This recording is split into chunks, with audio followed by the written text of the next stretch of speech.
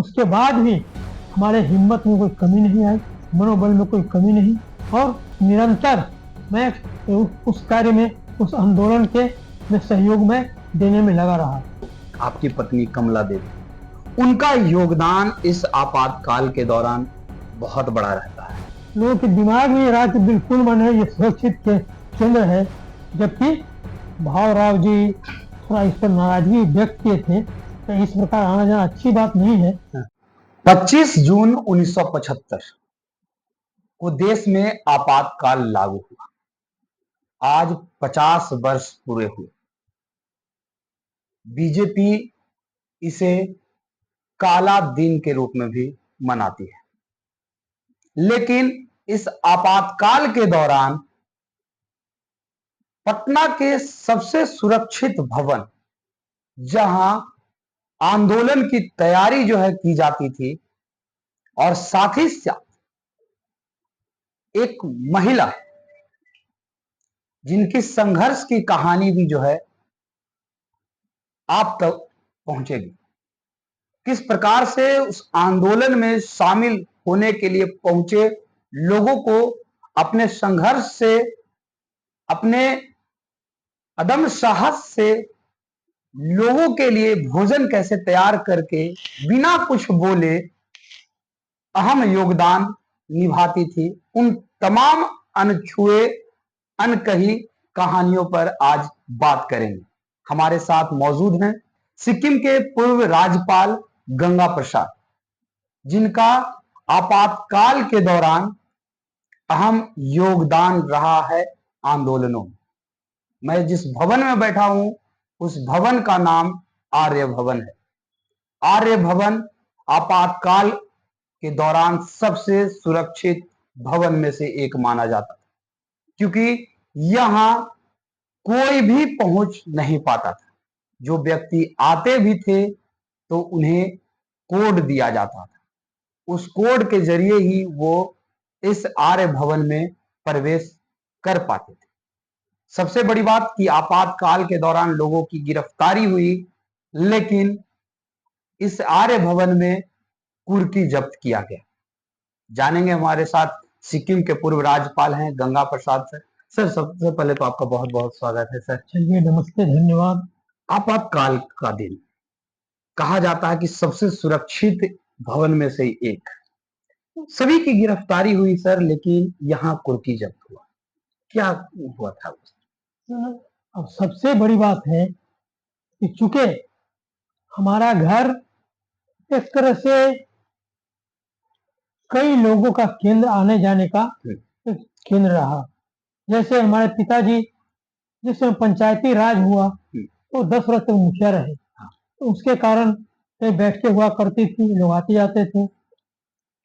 हम जो ऐसे 1967 में चुनाव, विधानसभा चुनाव लड़ा, 69 में लड़ा, तो मिलने वाले 10 आते थे। व्यापार का काम था, व्यापार के नाते भी लोग आते थे। तो मुझे लगता है कि निश्चित रूप से इन सभी कारणों से सरकार का, पुलिस का ये ध्यान इस पर नहीं जाता होगा कि शायद यहाँ पर कोई गतिविधि चल रही है। नहीं तो ऐसे तो यह जो भवन है, ये तो काफी परिचित और लोगों की जानकारी में रहा कि हाँ, यह जो है सो एक ऐसे व्यक्ति का यह मकान है। ऐसे जो पूर्व मुखिया रह चुके, जो पूर्व माने चुनाव लड़ चुके सब, तो इन कारणों से मुझे लगता है कि शायद पुलिस का इस ध्यान नहीं जाता हो कि यहाँ पर जो आते जाते हैं वो अपने व्यापार के संबंध में या और इनसे मिलने के कारण आते हैं। लेकिन अगर बात की जाए सर, तो सभी लोगों की गिरफ्तारी हुई उस दौरान, लेकिन कुर्की जब्त किया गया आपके यहाँ।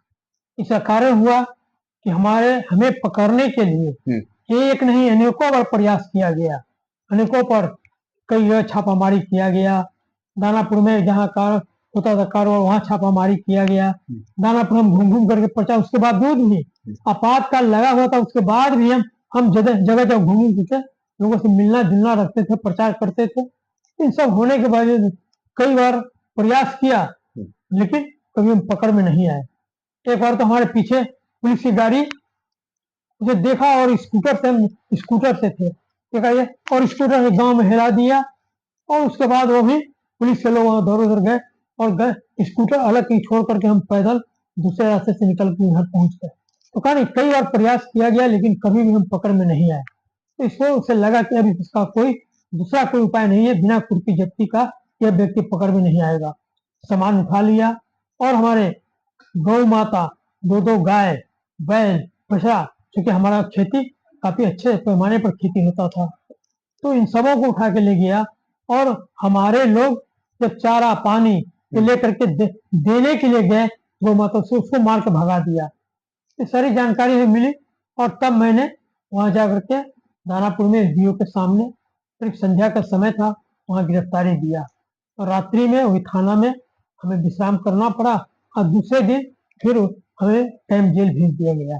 आप जेल गए, जेल से फिर बाहर पैरोल पर बाहर आए, उसके बाद भी आप आंदोलन से जुड़े रहे, यहाँ तक कि पदाधिकारियों से भी जाकर के आपने कहा कि क्या मैं आंदोलन से जुड़ सकता हूँ, इस तरीके के बातें भी जो है सामने। आंदोलन से जुड़ने के लिए नहीं बोला। हाँ। मैंने ये कहा था कि हमारा यहाँ पर व्यापार का भी कारोबार होता है दानापुर, इसलिए आना जाना रहेगा।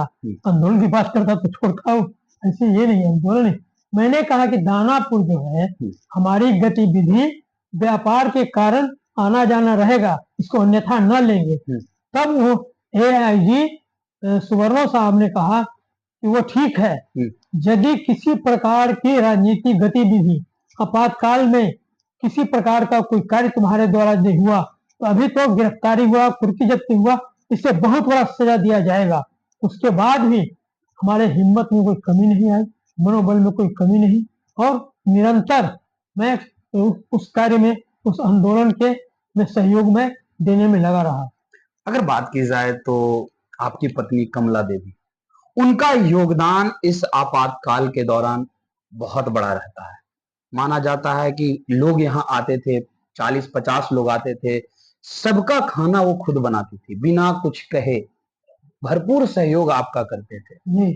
उस त्याग के बारे में कुछ बताइए कि कितना उन्होंने त्याग, बनाती थी बिना कुछ कहे, भरपूर सहयोग आपका करते थे। उस त्याग के बारे में कुछ बताइए कि कितना उन्होंने त्याग किया। अब देखिए, सबसे बड़ी चीज व्यक्ति का विचार, समझ, और उसने अपना देखा कि हमारे पति देव जब इस कार्य में लगे हुए हैं, हाँ ये ठीक है, विरोध कर सकती थी, हमें मना कर सकती थी कि वो कार्य अभी गिरफ्तार हुए, कुर्की जब्ती हुई और फिर उसी में लग गए, इतने लोग खाना बना मैं नहीं करूंगी, बोल सकती, लेकिन बेहिचक शांति पूर्वक और वो काम में लगी रही। यहाँ तक कि उसमें गैस चूल्हा का प्रबंध नहीं था, उसमें कोयला पर और लकड़ी के पर इस तरह से खाना बनता, बाहर से बुला नहीं सकते थे, अकेले हमेशा लग करके और दिन में खट करके खाना बनाना, ये मुझे लगता है उसे भी समझ में लगता होगा तो ये राष्ट्र धर्म का कार्य है, तभी हमारे पतिदेव लगे हुए हैं, तो उसका इसलिए उनका पूरा सहयोग मिलता रहा। कोई ऐसा घटना जिससे जो आपको याद हो कि आपकी पत्नी ने कभी शिकायत इस दौरान किया होगा कि ये पूरे जो आप कार्य कर रहे हैं इसे छोड़ दीजिए, कभी ऐसा उन्होंने कहा या नहीं कहा? नहीं, शिकायत नहीं की, बल्कि कहा पूरा सहयोग दिए।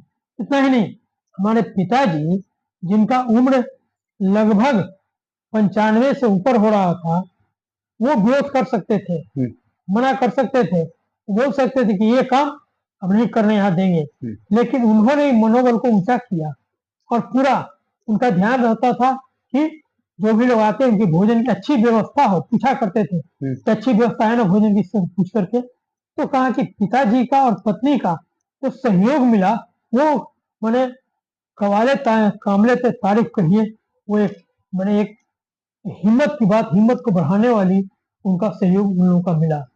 अगर बात की जाए तो आपातकाल के दौरान पटना से बाहर के जो लोग आते थे वो आपके घर तक कैसे पहुंच पाते थे, क्योंकि कहा जाता है कि सबसे सुरक्षित घर में से एक, इस घर में प्रवेश करना बहुत मुश्किल होता था, बिना कोड के तो प्रवेश कर ही नहीं पाते थे, कैसे वो लोग आते थे इस आर्य भवन में? पहले लोगों को बताया दिया जाता था, जैसे जो पटना आ गए, पटना जंक्शन पर एक दुकान था, छोटी सी दुकान अपने संघ के कार्यकर्ता का, तो वहां पर पहले पहुंचते थे, अपने कुछ कोड वर्ड बताते थे, तब उनको बताया जाता था कि आगे जाइए इस रास्ते से, फिर बीच रास्ते में एक जगह फिर उसको बताया जाता था कि आगे जाइए आर्य भवन, और तब वहां पर यहाँ पहुंचने के बाद वो बतलाते थे अपना कोड वर्ड, तब उनके द्वारा उसके बाद उन्हें घर में प्रवेश करने का अनुमति मिलता है। लेकिन कोई ऐसे व्यक्ति कभी आए भी या नहीं कि जो शायद गुप्त तरीके से जानकारी लेने के लिए इस जगह पे पहुंचे हो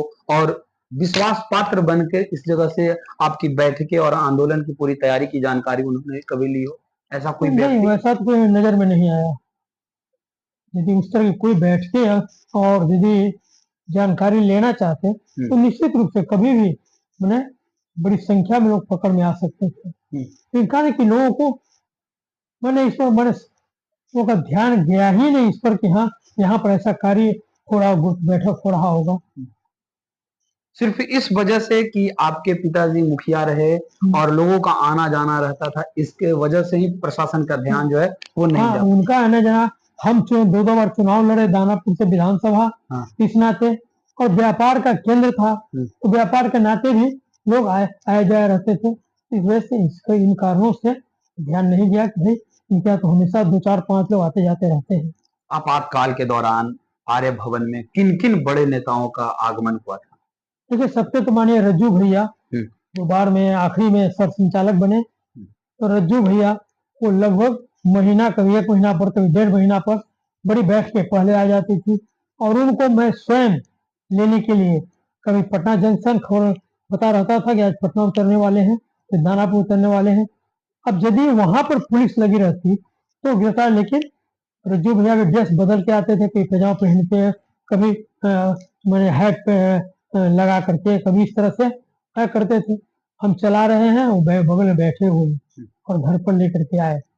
इस तरह से रज्जू भैया, माननीय माधवराव मूल्य जी, जो माननीय बाला साहब देवरस जी सर संचालक थे, उनको गिरफ्तार हुए थे। उनके बाद जनरल सेक्रेटरी थे माननीय माधवराव मूल्य जी, 3 दिन तक उनका प्रवास रहा, और 3 दिन वो बड़ी बड़ी बैठकें होती रही आई। इसी प्रकार कई लोग तो नाम नोट नहीं कर सका, कई कारणों से नोट नहीं, एक तो आदत नहीं है, दूसरा आपातकाल के कारण बड़े आने वालों की सिलसिला रही। एक तो वॉइस ऑफ अमेरिका में रत्नाकर जी थे, वो आए, वो जाकर 2 या 3 दिन रहे। विश्व परिषद के बड़े नेता, अब उनका देखिए, उनका भोजन की व्यवस्था क्या था, नमक नहीं खाना, सब्जी वगैरह। अब उसके लिए पत्नी अलग से, उनके अलग से बनाना, मैंने अलग से दाल सब्जी बिना नमक बनाना, बिना शिकायत किए है। हाँ हाँ हाँ, लगे तो कई वर्षों चल रहा था। वो विश्व हिंदू परिषद के बड़े नेता, तो इस तरह अनेकों लोगों का आना जाना, जैसे लगा कि लोगों के दिमाग में ये रहा कि बिल्कुल मन है, ये सुरक्षित केंद्र है। जबकि भावराव जी थोड़ा इस पर नाराजगी व्यक्त किए थे, तो इस प्रकार आना जाना अच्छी बात नहीं है, नहीं तो कभी भी सरकार की ध्यान इसको जा सकता है और बहुत बड़ी गिरफ्तारी हो सकती है। देखिए रहा। आखिरी सवाल मेरा रहेगा, आपातकाल का आज 50 वर्ष पूरे हो गए। इस दौरान पूरे देश में जो है काला दिन के रूप में आज मनाया जा रहा है। आप क्या कहिएगा आपातकाल को लेकर के? देखिए, आपातकाल लगते के साथ जो माहौल बन गया था, आम जनता में भय का वातावरण बना था, तो यही कहूंगा कि ये जनतंत्र के साथ धोखा, जनतंत्र की हत्या, संविधान की हत्या, और इस प्रकार जो कांग्रेस के द्वारा जो कार्रवाई की गई, निश्चित रूप से आम जनता इस दर्द को, इस दंश को आम जनता नहीं भूल सकती है, और निश्चित रूप से ऐसे लोगों के विरुद्ध में हमेशा आम जनता की आवाज बुलंद होते रहेगी। यह मैं निश्चित रूप से इस बात को मानता हूं। आम जनता संविधान की रक्षा करना चाहती है। आम जनता की लोगों के दिमाग में रहा कि बिल्कुल मन है, ये सुरक्षित केंद्र है। जबकि भावराव जी थोड़ा इस पर नाराजगी व्यक्त किए थे, तो इस प्रकार आना जाना अच्छी बात नहीं है, नहीं तो कभी भी सरकार की ध्यान इसको जा सकता है और बहुत बड़ी गिरफ्तारी हो सकती है। देखिए रहा। आखिरी सवाल मेरा रहेगा, आपातकाल का आज 50 वर्ष पूरे हो गए। इस दौरान पूरे देश में जो है काला दिन के रूप में आज मनाया जा रहा है। आप क्या कहिएगा आपातकाल को लेकर के? देखिए, आपातकाल लगते के साथ जो माहौल बन गया था, आम जनता में भय का वातावरण बना था, तो यही कहूंगा कि ये जनतंत्र के साथ धोखा, जनतंत्र की हत्या, संविधान की हत्या, और इस प्रकार जो कांग्रेस के द्वारा जो कार्रवाई की गई, निश्चित रूप से आम जनता इस दर्द को, इस दंश को आम जनता नहीं भूल सकती है और निश्चित रूप से ऐसे लोगों के विरुद्ध में हमेशा आम जनता की आवाज बुलंद होते रहेगी। यह मैं निश्चित रूप से इस बात को मानता हूं। आम जनता संविधान की रक्षा करना चाहती है, आम जनता जनतंत्र की रक्षा करना चाहती है। जनतंत्र आम जनता चाहती है कि देश में माहौल शांति का माहौल रहे, जनतंत्र की माहौल रक्षा रहे, क्योंकि जनतंत्र ही सबसे बड़ी जनतंत्र की पूंजी जनता ही है। इससे जनता के अंदर एक विश्वास है कि इस प्रकार का आपातकाल जो लगा, इस आपातकाल का निश्चित रूप से हमेशा विरोध करूंगी। तो आपने सुना आपातकाल को लेकर के, ये आपातकाल सिर्फ आपातकाल नहीं कहा जा सकता, बल्कि एक पत्नी का त्याग भी दिखाता है, एक पिता का आशीर्वाद भी दिखाता है कि किस प्रकार से पत्नी जो है बिना किसी प्रकार के शिकायत किए हुए उन लोगों के लिए जो इस आर्य भवन में पहुंचते थे, कई महीनों तक खाना बनाए। संख्या भी 1, 2, 10 नहीं, बल्कि 40-50 की संख्या में लोग आते थे बिना शिकायत किए हुए। जो हमारे साथ राज्यपाल हैं, इनकी पत्नी कमला देवी जो है खाना तैयार करती थी, काफी त्याग उन्होंने किया। वहीं पिता की बात की जाए तो लगातार आशीर्वाद दिए, कभी शिकायत नहीं किए और लगातार आगे बढ़ने के लिए प्रेरित किया। और यही वजह रहा कि आंदोलन में सबसे अधिक बढ़ चढ़कर हिस्सा लेने वाले राज्यपाल, जो सिक्किम के पूर्व राज्यपाल हैं, गंगा प्रसाद, हमारे साथ मौजूद हैं और इन्होंने तमाम बातें आपातकाल की बताई कि किस प्रकार से कठिनाइयों का सामना करना पड़ता था। और इसी आर्य भवन में हम लोग आंदोलन की पूरी तैयारी और रूपरेखा तैयार करते थे और जो लोग पटना के बाहर से आते थे उनके लिए एक कोड दिया जाता था और उसी कोड के जरिए वो इस घर में प्रवेश पा सकते थे। इतना सुरक्षित जो था ये पटना का आर्य भवन जो है था आपातकाल के दौरान। तो ये आपने तमाम बातें गंगा प्रसाद, जो कि सिक्किम के राज्यपाल थे, उनसे आपने सुना। फिलहाल इस खबर में इतना ही। धन्यवाद।